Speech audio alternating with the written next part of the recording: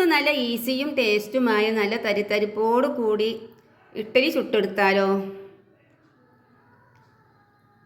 ഈ ഒരു ഇഡ്ഡലിക്ക് ഭയങ്കര സോഫ്റ്റാണ് കേട്ടോ. ഇതുപോലെ നിങ്ങൾ ആരെങ്കിലും ഉണ്ടാക്കിയിട്ടുണ്ടോ?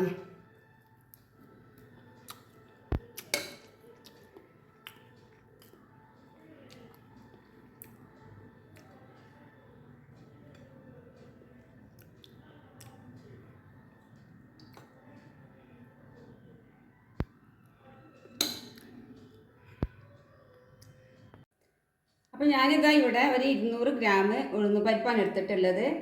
ഇതിനി നമുക്ക് ഇതുപോലത്തെ ഒരു പാത്രത്തിൽ ഇട്ട് കൊടുക്കുക. കൂടെ തന്നെ ഒരു ഇത്തിരി ഒലിവയും കൂടെ ഇട്ട് കൊടുക്കുക.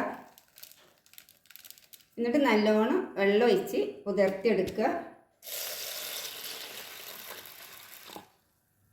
ഇനി ഇതൊരു 2-3 മണിക്കൂർ നല്ലോണം കുതിർന്നതിന് ശേഷം നമുക്ക് അരച്ചെടുക്കാം. ഇതാ നമ്മുടെ ഉഴുന്ന് നല്ലോണം കുതിർത്തെടുത്തിട്ടുണ്ട്. ഞാനൊരു മിക്സിയുടെ ജാറിലേക്ക് ഇട്ട് കൊടുത്തിട്ടുണ്ട്. ഇനി നമുക്ക് ഇതിലേക്ക് ഒരു 1/2 കപ്പ് ചോറും കൂടെ ഇട്ടിട്ട് നല്ലോണം അരച്ചെടുക്കാം. അപ്പോൾ അരച്ചെടുത്ത മാവ് ഇതാ ഞാൻ ഇതുപോലത്തെ ഒരു പാത്രത്തിലേക്ക് ഇതാ ഒഴിച്ച് വെച്ചിട്ടുണ്ട്. ഇനി നമുക്ക് വേണ്ടത് പുട്ടും പൊടിയാണ്. ഞാനിവിടെ ഒരു 500 പുട്ടും പൊടിയാണ് എടുക്കുന്നത്. ഇത് 1 കിലോനാണ്. ഇതിൻ്റെ പകുതി കണ്ടിട്ടാണ് ഇപ്പോൾ ഞാൻ ഇതിലേക്ക് ഇട്ട് കൊടുക്കുന്നത്.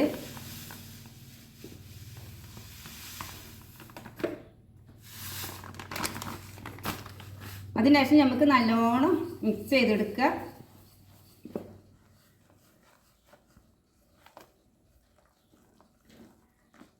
നമുക്ക് ഇതിലേക്ക് കുറച്ചും കൂടെ വെള്ളത്തിൻ്റെ ആവശ്യമുണ്ട്. അതും കൂടെ ഒഴിച്ചിട്ട് നല്ലോണം മിക്സ് ചെയ്തെടുക്കാം. അപ്പോൾ അങ്ങനെ തന്നെ നമ്മുടെ മാവ് ഞാനിവിടെ പാകത്തിന് ഉപ്പും വെള്ളം എല്ലാം ചേർത്ത് ഇവിടെ നല്ലോണം സെറ്റാക്കിയിട്ടുണ്ട്. ഇതിലേക്ക് അപ്പസോഡേൻ്റെ ആവശ്യമൊന്നും വരുന്നില്ല. അല്ലാതെ തന്നെ മാവ് നല്ലോണം പൊങ്ങി കിട്ടും. ഇതൊരു വെറൈറ്റി തന്നെ കേട്ടോ. ചുട്ടെടുക്കുമ്പോൾ നമുക്ക് നല്ല തരിപ്പോട് തന്നെ കിട്ടും. അപ്പോൾ കഴിക്കാനും നല്ല ടേസ്റ്റാണ്. എൻ്റെ വീഡിയോ നിങ്ങൾ കണ്ടുകൊണ്ടിരിക്കുന്ന സമയത്ത് ഇഷ്ടപ്പെടുകയെന്നുണ്ടെങ്കിൽ ലൈക്ക് ചെയ്യാനും ഷെയർ ചെയ്യാനും ഇതുപോലത്തെ നല്ല നല്ല റെസിപ്പികൾക്കായിട്ട് എൻ്റെ ചാനലൊന്ന് സബ്സ്ക്രൈബ് ചെയ്യാനും മറക്കരുത്. അങ്ങനെ നമ്മുടെ മാവ് ഇതവിടെ നല്ലോണം പൊങ്ങി വന്നിട്ടുണ്ട്.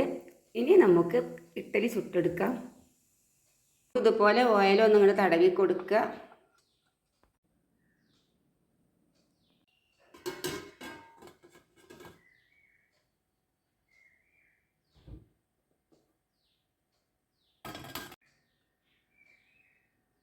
അപ്പോൾ നമ്മുടെ ഇഡ്ഡലി ഇവിടെ റെഡി. അപ്പോൾ എല്ലാവരും ഇതുപോലെ ഒന്ന് ഉണ്ടാക്കി നോക്കുക, കഴിച്ച് നോക്കുക. ഇതുപോലെ സാമ്പാറിൽ കണ്ട് കുത്തുക, അങ്ങനെ കണ്ട് കഴിക്കുക. സൂപ്പറാണ് കേട്ടോ. ഇഷ്ടപ്പെട്ടാൽ ലൈക്ക് ചെയ്യാനും ഷെയർ ചെയ്യാനൊന്നും മറക്കരുത്.